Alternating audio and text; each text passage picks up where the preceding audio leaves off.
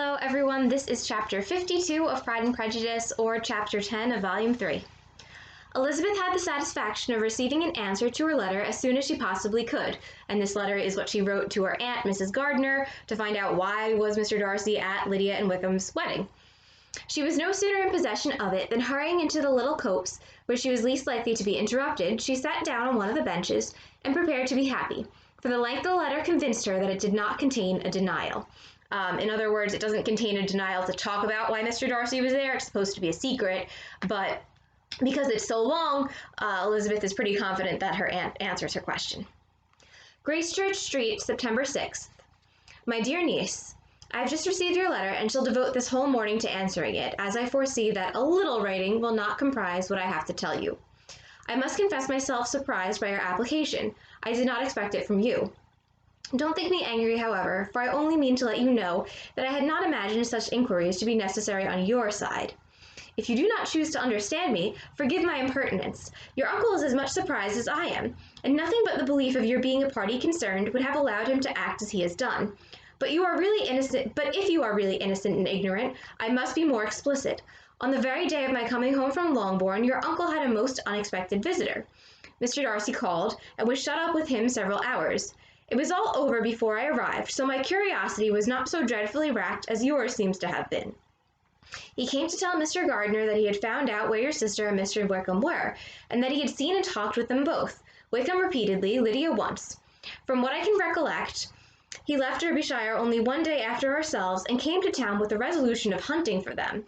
The motive professed was his conviction of its being owing to himself that Wickham's worthlessness had not been so well known, as to make it impossible for any young woman of character to love or confide in him. He generously imputed the whole to his mistaken pride, and confessed that he had before thought it beneath him to lay his private actions open to the world. His character was to speak for itself. He called it, therefore, his duty to step forward and endeavor to remedy an evil which had been brought on by himself. So Mrs. Gardiner tells Elizabeth she's kind of a little like sly and teasing in the beginning of this letter, and she's saying, oh, if you don't know what this is about, I don't really know what to do with that. So Mrs. Gardiner is suggesting that Elizabeth should know something that she's not aware of. We'll get to that in a second. She also tells Elizabeth that Mr. Darcy left Derbyshire a day after they had and goes to London to hunt for Lydia and Wickham. And he tells Mr. and Mrs. Gardiner that his motive for doing this is because he didn't expose Wickham for a bad person.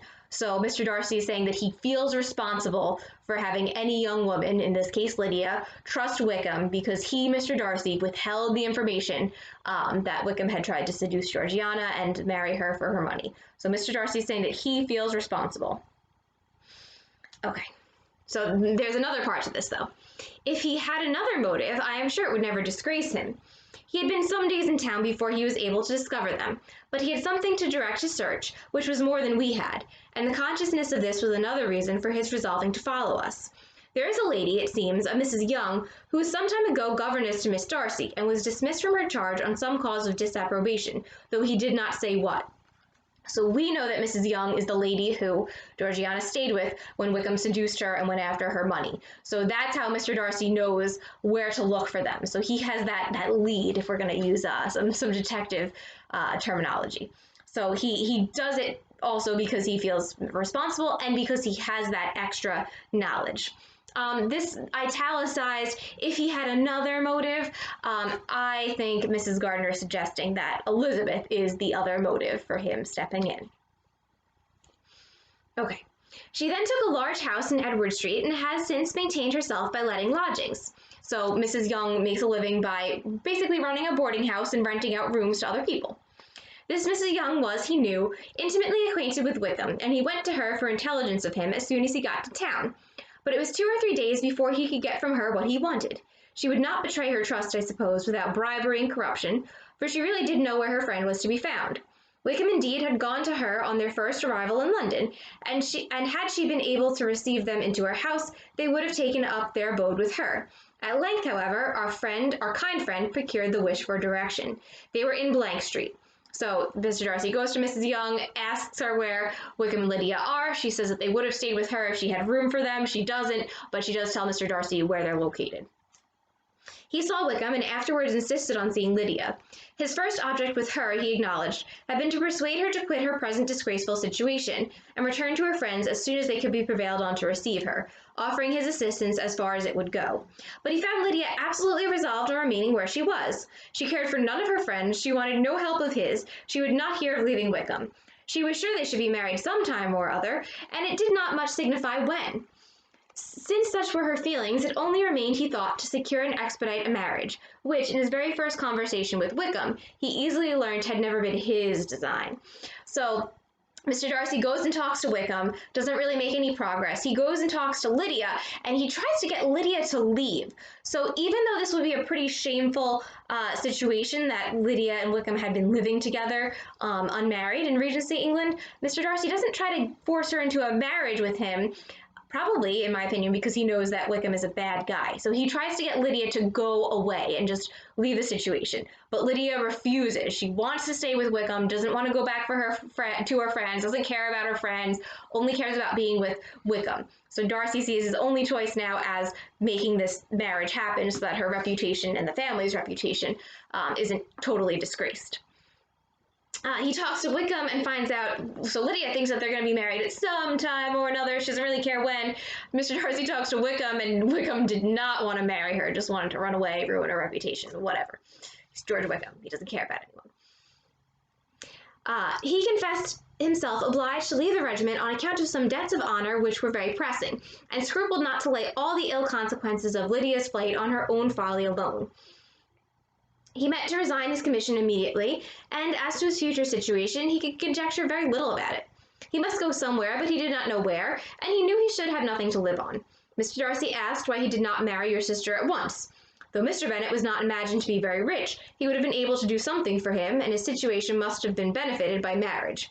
But he found, in reply to this question, that Wickham still cherished the hope of more effectually making his fortune by marriage in some other country. Okay, so Darcy talks to Wickham a little bit more, finds out that Wickham also did have to leave the regiment because he got into some debts. We know that he'd been gambling, that he owed people money, so he leaves because of that, because he doesn't want to pay these people back. Wickham doesn't know how he's going to make a living. Mr. Darcy says, well, why don't you marry Lydia? Mr. Bennet's not rich, but he could at least give you some money and help with this financial situation in some way. And then Wickham, in case he wasn't already bad enough, he gets even more reprehensible, because then Wickham says that he still hoped on marrying some richer lady in the future and basically just being a gold digger and using someone else's money.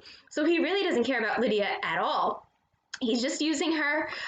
There's really no motive involved aside from selfishness, wanting to get away from this bad situation, and just having someone come along for the ride with him. So Wickham is really not concerned about Lydia Bennet at all. Okay. Under such circumstances, however, he was not likely to be proof against the temptation of immediate relief. So now there's a little bit of Mrs. Gardner's, perhaps Mr. Darcy's commentary that with all of this going on, that he owes all this money and is kind of on the run, he's not going to say no if he can get immediately some money and some sort of help. They met several times, for there was much to be discussed. Wickham, of course, wanted more than he could get, but at length was reduced to be reasonable. Everything being settled between them, Mr. Darcy's next step was to make your uncle acquainted with it, and he first called in Gracechurch Street the evening before I came home. But Mr. Gardner could not be seen, and Mr. Darcy found on further inquiry that your father was still with him, but would quit town the next morning. He did not judge your father to be a person whom he could so properly consult as your uncle, and therefore readily postponed seeing him till after the departure of the former. So Mr. Darcy goes to try and see Mr. Gardner, but he's with Mr. Bennet, and Mr. Bennet's leaving the next day. So Mr. Darcy doesn't feel as comfortable speaking with Mr. Bennet about this because he doesn't know Mr. Bennet. Remember back in the Netherfield ball when Mr. Collins just introduces himself to Mr. Darcy, and this is a big social gaffe, very uncouth, kind of awkward and uncomfortable. So by extension, even though Mr. Collins is going from someone of lower social rank talking to someone higher, Mr. Darcy, even though Mr. Darcy would rank higher than Mr. Bennet, because he doesn't know him, he's still kind of following that Regency protocol, that politeness, and he's not just going to go make an introduction to Mr. Bennet, especially under these circumstances, very awkward situation to know all this family drama. He knows Mr. Gardiner, though, because he met him in Derbyshire, and he's familiar with him a little bit more. They've spent time together when Elizabeth was there, so he feels more comfortable going to Mr. Gardiner, so he's going to wait to go to Mr. Gardiner. He did not leave his name until the next day. It was only known that a gentleman had called on business. On Saturday he came again. Your father was gone, your uncle at home, and, as I said before, they had a great deal of talk together. They met again on Sunday, and then I saw him too. It was not all settled before Monday. As soon as it was, the express was sent off to Longbourn. But our visitor was very obstinate. I fancy, Lizzie, that obstinacy is the real defect of his character after all. He has been accused of many faults at different times, but this is the true one. Nothing was to be done that he did not do himself, though I am sure, and I do not speak it to be thanked, therefore say nothing about it, your uncle would most readily have settled the whole. They battled it together for a long time, which was more than either the gentleman or lady concerned in it deserved. But at last your uncle was forced to yield, and instead of being allowed to be of use to his niece, was forced to put up with only having the probable credit of it, which went sorely against the grain. And I really believe your letter this morning gave him great pleasure, because it required an explanation that would rob him of his borrowed feathers, and give the praise where it was due. Okay, so now Mrs. Gardiner gives us a little more information. So Mr. Gardiner and Mr. Darcy have this really polite argument about who should take responsibility for helping Lydia.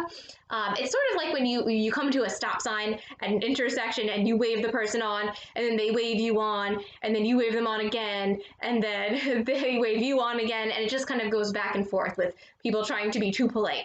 So Mr. Darcy says, no, I'll take care of it. Mr. Gardiner says, no, I'll take care of it. And they go back and forth. Mrs. Gardiner says that Mr. Darcy's true flaw is not that he's too proud, but that he's too obstinate, so he's too stubborn. He won't budge, which I think we could say is true based on his earlier behavior. So Mr. Darcy will not budge, and he insists that he be the one to help Lydia, but will not have anyone know that he's the one doing this. So Mr. Gardiner is forced to accept the probable credit for this, and he puts on borrowed feathers.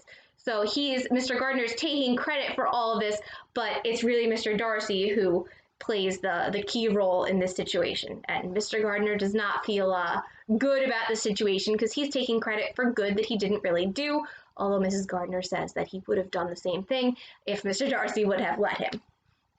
Okay. But Lizzie, this must go no further than yourself, or Jane at most. You know pretty well, I suppose, what has been done for the young people. His debts are to be paid, amounting, I believe, to considerably more than £1,000, another 1,000 in addition to her own settled upon her, and his commission purchased. Commission is Wickham's position in the other branch of the military. It's a little bit higher than the militia. So I think it's the regiment that Wickham's going to go in. So Mr. Darcy pays all of Wickham's debts, pays for him to get into that higher branch of the military, and also pays for some of Lydia's expenses. So puts the £1,000 that Lydia will have. So it's really Mr. Darcy's money that funds this marriage. The reason why all this was to be done by him alone was such as I have given above. It was owing to him, to his reserve and want of proper consideration, that Wickham's character had been so misunderstood, and consequently that he had been received and noticed as he was. Perhaps there was some truth in this, though I doubt whether his reserve, or anybody's reserve, can be answerable for the event. So Mrs. Gardiner says that she doesn't think it's Mr. Darcy's fault that he didn't expose Wickham, but Mr. Darcy still takes responsibility for that and says that it's his fault that Wickham wasn't exposed as a bad guy. I also think you have to consider that Elizabeth is the one reading this letter, and she knew about Wickham's bad character and also didn't tell anyone about that. The only person she confides in is Jane. So I think for Elizabeth reading that line, it must feel like a kind of relief knowing at least that Mrs. Gardiner wouldn't think she were responsible for not telling anyone about Wickham's awful past. But in spite of all this fine talking, my dear Lizzie, you may rest perfectly assured that your uncle would never have yielded if we had not given him credit for another interest in the affair. So we have another italicized another interest. I think that's Mrs. Gardiner going like, wink, wink, Elizabeth, the other interest in the affair is you. So Mr. Gardiner lets Mr. Darcy pay for all this because they suspect that he likes Elizabeth, and that's why he's doing all of these things. When all this was resolved on, he returned again to his friends, who were still staying at Pemberley, but it was agreed that he should be in London once more when the wedding took place, and all money matters were then to receive the last finish. I believe I have now told you everything. So Mrs. Gardiner confirms that Mr. Darcy went to the wedding, and now we know why. It is a relation which you tell me is to give you great surprise. I hope at least it will not afford you any displeasure. Lydia came to us, and Wickham had constant admission to the house. He was exactly what he had been when I knew him in Hertfordshire, but I would not tell you how little I was satisfied with her behaviour while she stayed with us, if I had not perceived by Jane's letter last Wednesday that her conduct on coming home was exactly of a piece with it, and therefore what I now tell you can give you no fresh pain. So apparently when Wickham and Lydia, not Wickham, go to see the Gardiners, Wickham is very polite and courteous and acts just as he always had, which is pretty fake. But Lydia behaves pretty abominably, gloating, doesn't realize the seriousness of what she's done or how this has negatively impacted her family. Aside from the reputation piece of this, she's really hurt a lot of her family members. She's hurt her father, who's very upset about this, her mother, although Mrs. Bennet has very melodramatic reactions. Mrs. Bennet is just staying in her room and very upset about this. Jane and Elizabeth are distressed on Lydia's behalf. They're worried, they're concerned for their own futures as well. So Lydia is totally unaware of the fact, not just that she's ruined her family's reputation, but that she's also really hurt a lot of her family members by doing this. I talked to her repeatedly in the most serious manner, representing to her the wickedness of what she had done and all the unhappiness she had brought on her family. See, if she heard me, it was by good luck, for I am sure she did not listen. I was sometimes quite provoked, but then I recollected my dear Elizabeth and Jane, and for their sakes had patience with her. Mr. Darcy was punctual in his return, and as Lydia informed you, attended the wedding. He dined with us the next day, and was to leave town again on Wednesday or Thursday. Will you be very angry with me, my dear Lizzie, if I take this opportunity of saying, what I was never bold enough to say before, how much I like him? His behaviour to us has, in every respect, been as pleasing as when we were in Derbyshire. His understanding and opinions all please me. He wants nothing but a little more liveliness, and that, if he marry prudently, his wife may teach him.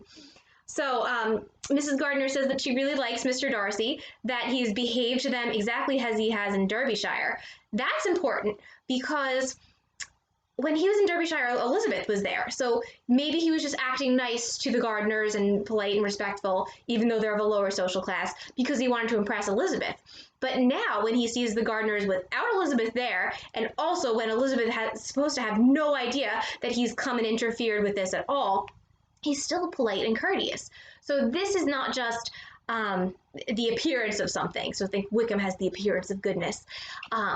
This is Mr. Darcy showing genuine change because he has no hope of impressing Elizabeth with his behavior, but he still behaves politely, respectfully, and kindly in this scenario. Also, again, Mrs. Gardiner is given a little like elbow nudge, wink, wink to Elizabeth that he's not really that lively, but if he marries well to someone who is lively, wink, wink, Elizabeth Bennet, then everything would be fine. I thought him very sly. He hardly ever mentioned your name, but slyness seems the fashion. Pray forgive me if I have been very presuming, or at least do not punish me so far as to exclude me from from Pemberley, she means. I shall never be quite happy till I have been all round the park. A low phaeton with a nice little pair of ponies would be the very thing. But I must write no more. The children have been wanting me this half hour. Yours very sincerely, M. Gardiner. So now Mrs. Gardiner ends that with a very playful little nudge also. She says that she'd like to go all the way around Pemberley and that she hopes if Elizabeth and Darcy marry, which she thinks of as almost certain, she hopes that Elizabeth will let her go all around Pemberley and that she can come over, even though she's been a little impertinent and kind of playful within this letter. The contents of this letter threw Elizabeth into a flutter of spirits, in which it was difficult to determine whether pleasure or pain bore the greatest share. The vague and unsettled suspicions which uncertainty had produced of what Mr. Darcy might have been doing to forward her sister's match, with which she had feared to encourage, as an exaggeration of goodness too great to be probable, and at the same time dreaded to be just, from the pain of obligation, were proved beyond their greatest extent to be true. In other words, Mr. Darcy is as good as Elizabeth had hoped and suspected that he was. He had followed them purposely to town. He had taken himself he had taken on himself all the trouble and mortification attendant on such a research, in which supplication had been necessary to a woman whom he must abominate and despise, and where he was reduced to frequently meet, with reason, persuade, and finally bribe the man whom he always most wished to avoid, and whose very name it was punishment to him to pronounce. He had done all this for a girl whom he could neither regard nor esteem. Her heart did whisper that he had done it for her, but it was a hope shortly checked by other considerations, and she soon felt that even her vanity was insufficient when required to depend on his affection for her, for a woman who had already refused him as able to overcome a sentiment so natural as abhorrence against relationship with Wickham. Brother-in-law of Wickham! Every kind of pride must revolt from the connection. So Elizabeth is thinking over all this, and then she begins to think, wow, he must have done all this for her because he hates Wickham. He doesn't really care about Lydia at all. She's very annoying to Mr. Darcy, and he never wanted to see or talk to Wickham again. And to do this, to make sure that this marriage happened, he would have had to persuade Wickham, talk to him, reason with him. So then Elizabeth thinks maybe it is because he loves me. And then Elizabeth kind of stops herself and says, oh my God, no, this can never happen, because then Wickham would be Mr. Darcy's brother-in-law. If they got married, Wickham would be Mr. Darcy's brother-in-law, and how could he ever put up with that, even if he did like her? Every kind of pride must revolt from the connection. He had, to be sure, done much. She was just ashamed to think how much. But he had given a reason for his interference, which asked no extraordinary stretch of belief. It was reasonable that he should feel he had been wrong. He had liberality, and he had the means of exercising it, and though she would not place herself as his principal inducement, she could perhaps believe that remaining partiality for her might assist his endeavours in a cause where her peace of mind must be materially concerned. It was painful, exceedingly painful, to know that they were under obligations to a person who could never receive a return.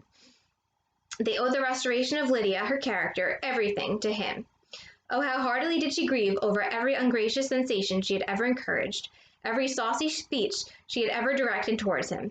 For herself she was humbled, but she was proud of him, proud that in a cause of compassion and honor he had been able to get the better of himself. She read over her aunt's commendation of him again and again. It was hardly enough, but it pleased her. She was even sensible of some pleasure, though mixed with regret, on finding how steadfastly both she and her uncle had been persuaded that affection and confidence subsisted between Mr. Darcy and herself. Okay, so again, she thinks about the situation in more detail. She says, okay, she can't believe that she's the main cause for Mr. Darcy's actions, but she thinks that it's probable that he does really feel responsible for not exposing Wickham, and maybe he's motivated also by some partiality towards her. So he, may still have a little crush on her, but Elizabeth can't really, think that it's love after all of this, and that his main motive is trying to remedy a situation which he feels responsible for, meaning that he didn't tell everyone that Wickham was a bad guy. She also feels bad that they can't really repay Mr. Darcy for what he's done. And she regrets being really sarcastic, and all those witty retorts and conversations she's had with him. She feels bad now. And she also feels that he's really changed and has done a genuinely good thing. She's also kind of flattered that her aunt and uncle seem so sure that Mr. Darcy still loves her. She was roused from her seat and her reflections by someone's approach, and before she could strike into another path, she was overtaken by Wickham. "I'm afraid I interrupt your solitary ramble, my dear sister," said he as he joined her. And Wickham was calling her sister because now Wickham and Elizabeth are brother and sister-in-law. You certainly do," she replied with a smile, "but it does not follow that interruption must be unwelcome. I should be sorry indeed if it were. We were always good friends, and now we are better." "True. Are the others coming out?"